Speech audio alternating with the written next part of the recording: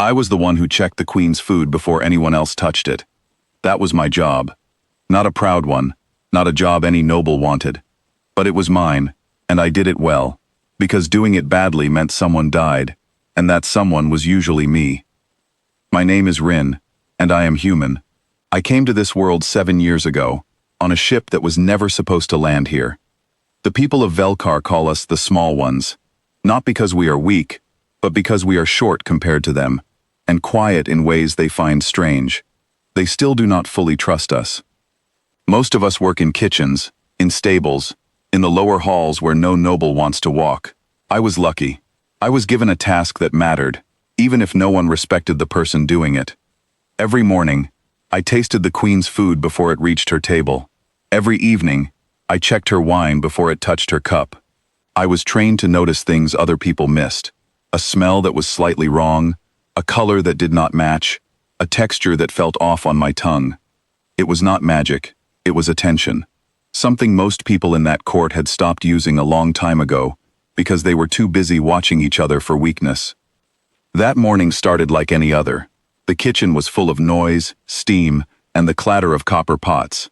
I stood near the long table where the queen's meal was being prepared, a dish of golden root vegetables, spiced meat, and a sauce made from crushed berries that grew only in the northern valleys. It smelled rich. It smelled the way it always did. Almost. I leaned closer, and something in the sauce caught my attention. A faint bitterness under the sweetness. Something that should not have been there. I did not say anything at first. I picked up a small spoon, took the smallest taste I could manage, just enough to test it without swallowing much. My tongue went numb almost instantly, and a sharp, metallic taste spread across the back of my throat. I knew that taste. I had studied it during my training, back when I first arrived, and the guards decided humans needed to prove ourselves worthy of trust. It was a slow poison, one that would not kill quickly. It would take hours, long enough for the queen to finish her meal, attend her court, and collapse in front of everyone, with no clear cause. Long enough for whoever did this to walk away clean. My hands went cold. I set the spoon down carefully, my mind racing faster than I could control. If I said nothing, the queen would die, and I would have let it happen. If I spoke up, the guards would ask how I knew. They would ask why a human noticed something the royal tasters missed. They would look for someone to blame, and it would be easier to blame me than to admit their own people had failed. I had seen this happen before, to others like me. A human speaks up, and instead of thanks, they receive suspicion. It did not matter if you were right. It only mattered if you were convenient. But I could not stay silent, not when I knew what would happen next. I walked toward the private hall where the queen was preparing to eat, my legs steady even though my heart was pounding. 2 guards stood at the entrance, tall and armored, watching me the way they always did, like I was something that needed to be tolerated, not trusted. "I need to speak with the queen," I said, "before she eats." One of the guards frowned. "The meal has already been approved." "It has not," I said. "Not by me. And I am the one who tests it." The guard's frown deepened, but something in my voice must have told him I was serious, because he stepped aside and let me pass, muttering that I would answer for this if it was nothing. I walked into the hall just as the queen was lifting her fork. Queen Alira Veth Solin was not what most people expected when they imagined a ruler of a species far taller and stronger than my own. She was calm in a way that unsettled people who wanted her to be either cruel or soft. She was neither. She watched everything with sharp, patient eyes, and she rarely raised her voice because she never needed to. She looked up as I entered, uninvited, breathless, clearly out of place in a room meant only for her closest attendants. "Rin," she said, using my name instead of the title the others used. "Taster." "What?" "The small one." "And the human." "This is unusual." "Your meal," I said, my voice shaking slightly despite my effort to control it. "Please do not eat it. There is poison in the sauce." The room went silent. One of her attendants let out a short, sharp laugh, quickly covered by a hand over the mouth. Another stepped forward, ready to pull me away. The queen raised one hand, and everyone stopped. "Explain," she said simply. So I did. I told her about the bitterness under the sweetness, the numbness on my tongue, the metallic taste I recognized from my training. I told her the poison was slow, designed to look like a natural collapse hours later, far from the kitchen, far from anyone who could be blamed. The attendant who had laughed spoke up quickly.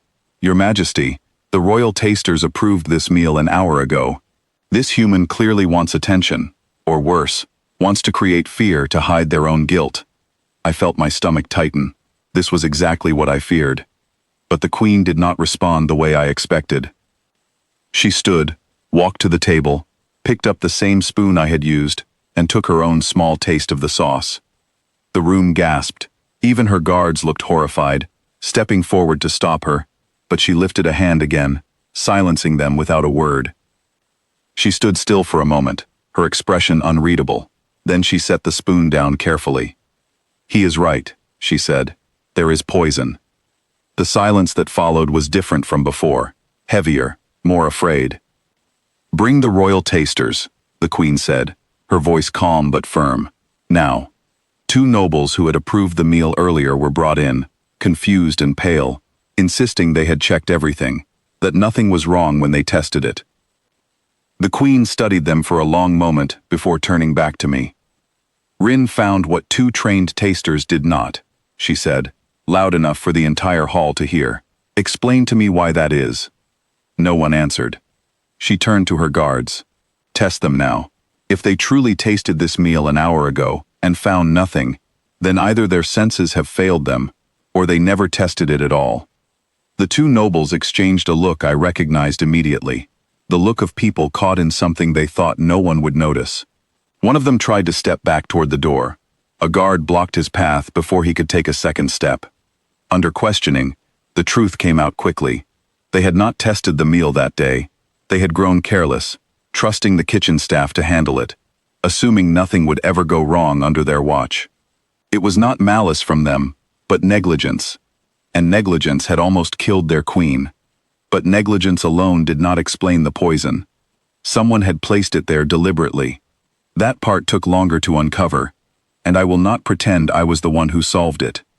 Guards searched the kitchen, questioned the staff, and eventually found a servant who had been paid to slip something into the sauce during preparation. Someone who thought no one would notice a taste hidden under sweet berries, especially with tasters who no longer paid attention. The person behind the payment was a noble who wanted the throne to pass to a relative more easily influenced.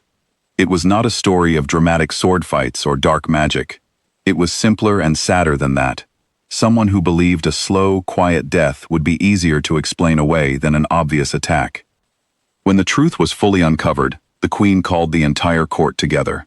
I stood near the back, expecting to be forgotten now that the real culprits had been found. That was usually how it worked. Humans noticed things, humans helped, and then humans were quietly pushed back into the shadows once the danger had passed. But the queen did not let that happen. She called my name in front of everyone. "Rin stepped into a room he was not invited into," she said, against guards who did not want to let him pass, to warn me of a danger that 2 trained nobles missed entirely. He had every reason to stay silent. Speaking up gave him nothing but risk, and yet he chose to speak.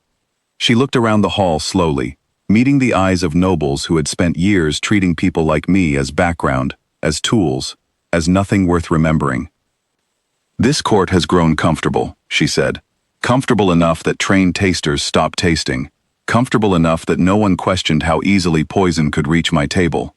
It took someone this court barely acknowledges to remind us what true attention looks like." She turned back to me.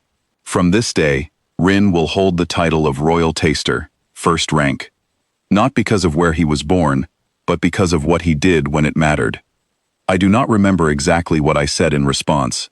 I think I only managed a quiet thank you, because my mind was still catching up to what had just happened.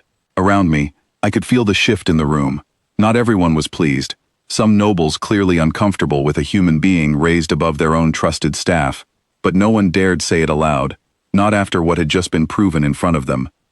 In the days that followed, the court did not suddenly change into a place that treated humans as equals. Old habits do not disappear because of one moment, no matter how dramatic. But something had shifted, quietly, in the way people looked at me in the halls. A few guards nodded, instead of simply staring. A few servants who used to avoid my eyes began to speak with me instead. The Queen never spoke about that day again in public, but she did something I noticed only much later. She began asking my opinion on small matters unrelated to food, small questions about the kitchen staff, about how humans were treated in the lower halls. She never made grand promises. She simply started listening, in small ways, more than she had before. I still taste her food every morning. I still check her wine every evening. It is still not a job anyone envies.